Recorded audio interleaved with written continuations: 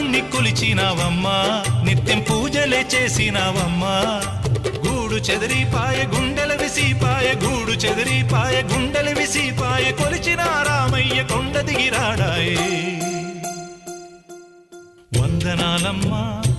అమ్మా వందనాలమ్మా